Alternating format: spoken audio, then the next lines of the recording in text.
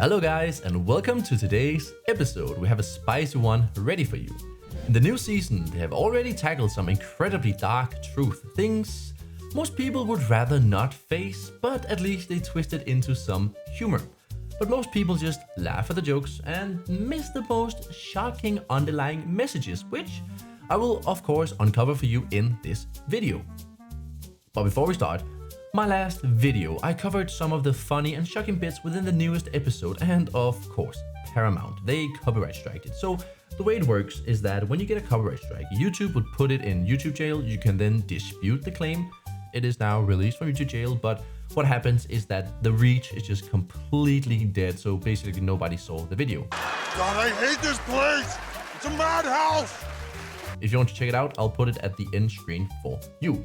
So why am I doing this again, you might ask? Well, I don't like being told what I can and cannot do, and who doesn't like an underdog story battle with Paramount? Well, it sounds fun to me, because the most underrated part about South Park is the unique way of just flipping the world on its head, making us look at society from a new angle. And when you see it from that perspective, well, the absurdity is just impossible to ignore.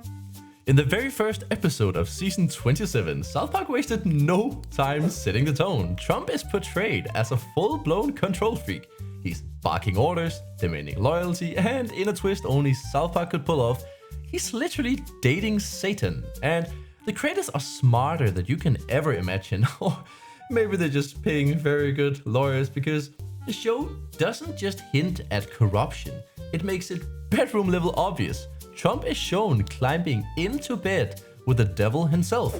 Just like the way they had Tom Cruise come out of the closet instead of calling him gay, because, well, that's something he could sue them for. We're going to have Tom Cruise show up and he's flamboyantly gay and whatever. Like, yeah, but you can't say he's gay. And it's like, okay, but we can say he's like closeted gay. And like, no, you really can't say that either. And like, and then it just became this thing of like, what if he's literally in a closet? And they're like, yeah, you can do that. Ah!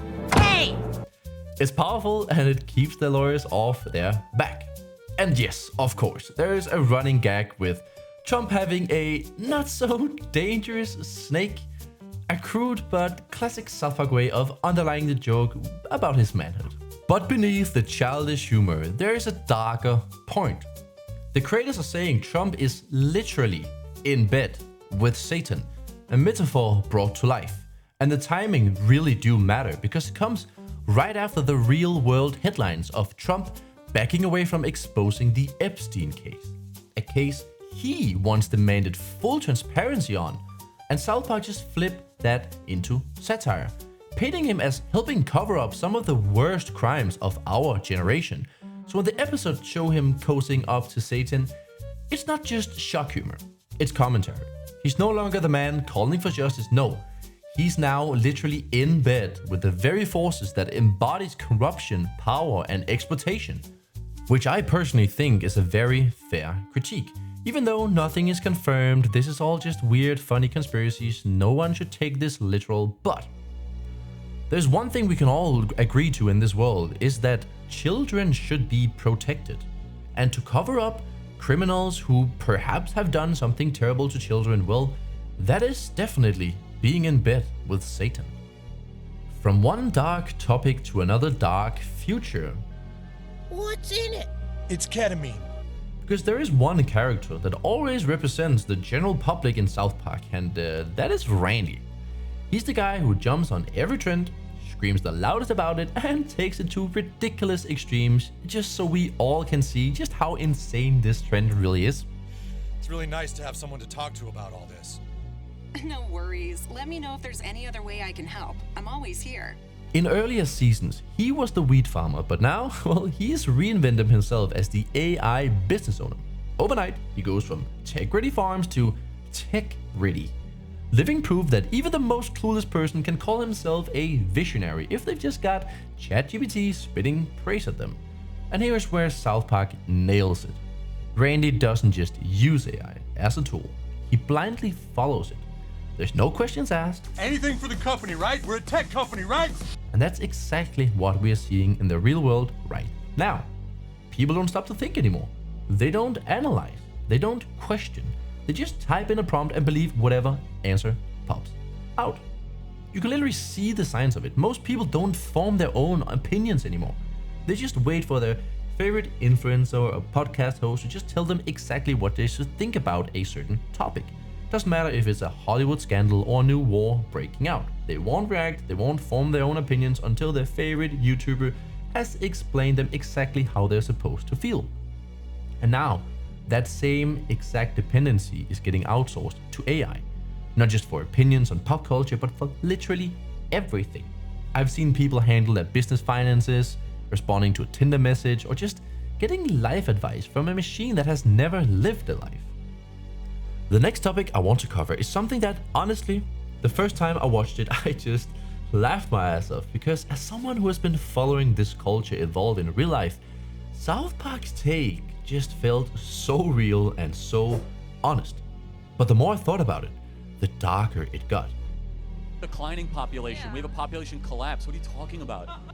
I'm of course talking about debating culture.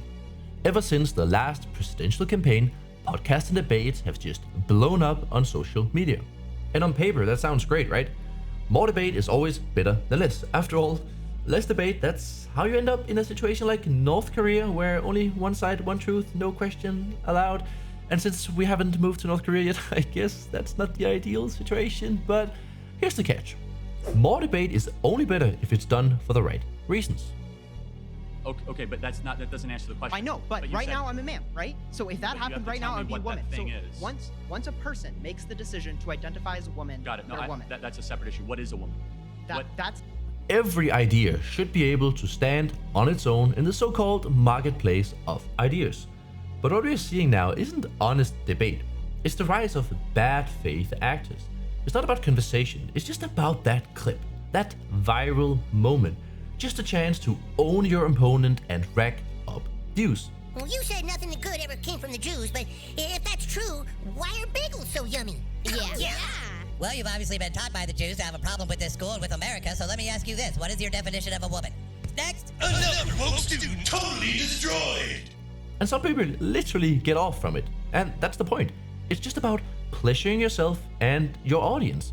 The political divide is so wide that we don't even try to change minds anymore. We just make fun of each other, edit into a highlight, and make it look like you won. It's not conversation. It's just clout. It's about money. It's about stroking your ego. And this is where Cartman comes in. He is known as the controversial and a little more edgy character in the series. He cares way more about having the spotlight than the effect of saying controversial stuff. But now, someone took that away from him, and that's Clyde. Hey guys, who are you talking about? Clyde! Clyde? The down-to-earth kid, Clyde, is now taking on controversial views because it gets views. The perfect representation of the dishonest culture. Clyde sells out completely on his podcast, saying whatever outrageous thing that will get clicks, even pushing products he will never use. To very few people's knowledge, he's actually the second fattest kid in South Park. I think Clyde is the next fattest kid. Huh? Yeah, okay, get over here, Clyde. I'm not fat. Deal with it, dude. Carmen's gone, so now you're the fat kid. And suddenly, he's the fitness product influencer. Integrity, so less fast as the inn in Integrity Farms. Cartman, of course, wants the spotlight back, so he joins the podcast just to call him out for stealing all of his points of view. He's then seen late at night, hidden in his room, masturbating. I meant master debating. If anyone around here is gonna be a master debater, it's me. So let's go. Who wants to debate the master debater? Because he wants to become the star for the views that once made him the villain, which is kind of a funny way to view the evolution of society. And this is the culture South Park is ripping apart. A culture where you don't even have to believe what you're saying. You're just saying the most outrageous thing possible. Then you bait people into coming on your podcast to debate you. And here's the trap. You have rehearsed that one topic 100 times. You know every trick in the book.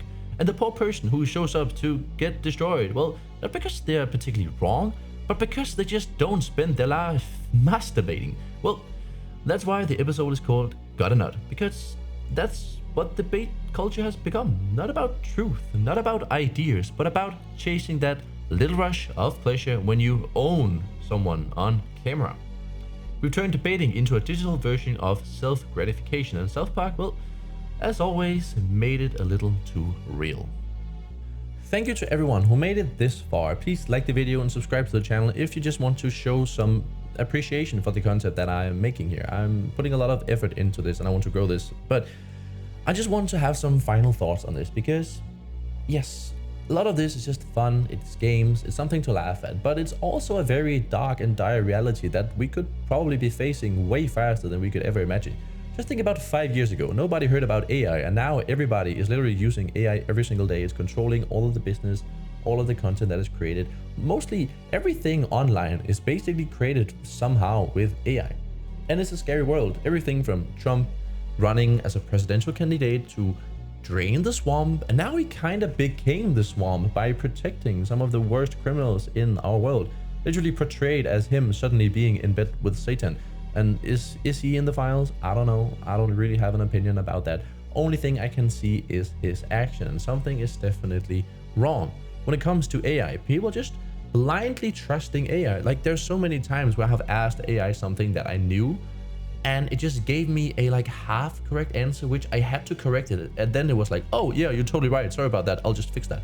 So there's definitely something it doesn't fully understand yet, or it's just trying to program me to believe certain things. And that's quite scary because right now, I don't think AI is that colored, other than the AI we had from Google in the beginning that basically couldn't generate a white person. Yeah, that was weird. But I'm just more afraid of the future because North Korea didn't just become North Korea in one day. It just slowly over time changed to the reality that we see as North Korea today. And I am kind of scared because I like the freedom of speech. I like that I am able to create this content and say whatever I want to say. And that's a big freedom that we have been fighting for. And I just think a lot of these things are just turning quite ugly. With all these debaters, we used to believe influencers, we used to believe all these honest people. And now they're just getting bought as well. You don't know who's a fed, who is real. And it's just a debate of just throwing mud at each other. It's not about having a conversation, finding middle ground. It's just to make the other look ridiculous. And I think it's just a dangerous, slippery slope. But yeah, that was kind of my take for now.